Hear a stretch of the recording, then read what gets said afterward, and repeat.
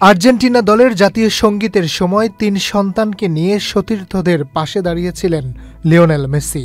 জাতীয় সঙ্গীত গাওয়ার সময় মেসি স্বাভাবিকই ছিলেন, তবে কিক অফের আগে একবার ক্যামেরা ধরলে ছলছল চোখ দুটি দেখা যায় লিওনেল মেসির। ঘরের মাঠে হয়তো এটাই তার শেষ ডান্স, কিন্তু লিওনেল মেসি নামের জাদুকর বিদায়ের মঞ্চকেও রূপ দিলেন মহা উৎসবে। গ্যালারি ভরা দর্শক যখন আবেগে কাঁদছে, তখন জোড়া গোল করে আর্জেন্টিনাকে উপহার দিলেন এক রোমাঞ্চকর জয়। যেন বিদায়ী শুরু হলো গৌরবময়। গ্যালারিতে হাজারো সমর্থকদের চোখ ভিজল আবেগে, আর মাঠে ফুটল মেসি জাদুর শেষ ঝলক। মেসির এমন পারফরম্যান্সে ভর করে ভেনেজুয়েলার বিপক্ষে ৩-০ গোলের বড় জয় পেয়েছে বিশ্ব চ্যাম্পিয়ন আর্জেন্টিনা। ৫ সেপ্টেম্বর শুক্রবার ভোরে ঘরের মাঠ বুয়েন্স এইরেসের এস্তাদিও মনুমেন্টাল স্টেডিয়ামে বিশ্বকাপ বাছাইয়ের ম্যাচে বেশ আধিপত্য বিস্তার করে খেলতে থাকে আলবিসেলেস্তারা।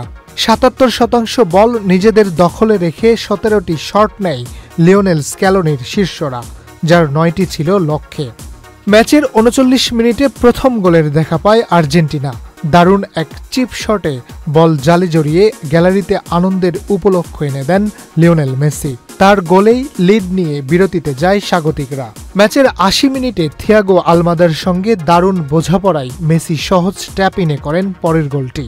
চলতি বাছাই পর্বে এটি তার ৮ম গোল, যা তাকে ল্যাতিনে শীর্ষ গোলদাতা বানিয়েছে। আর্জেন্টিনার এই ম্যাচে মেসির এসব মুহূর্তই বারবার মূর্ত হয়ে উঠেছে।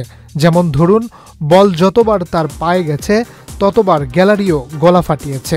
লাউতারো মার্টিনেজের গোলটি সম্ভবত শুধু স্কোরশিট ছাড়া কেউ মনে রাখবেন না। অবশ্য মেসির কারণেও গোলটি কেউ কেউ মনে রাখতে পারেন।